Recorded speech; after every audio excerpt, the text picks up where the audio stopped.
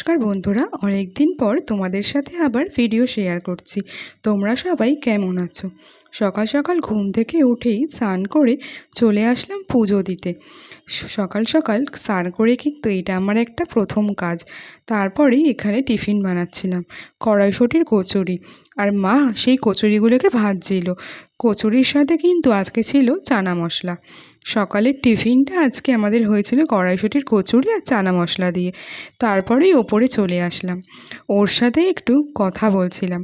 কথা বলার পর চলে গেছিলাম গাছে জল দিতে। আর সব থেকে এই কাজটা কিন্তু আমার ভীষণই ভালো লাগে। আর এই জায়গাটাও আমার ভীষণ পছন্দের একটি কোণ।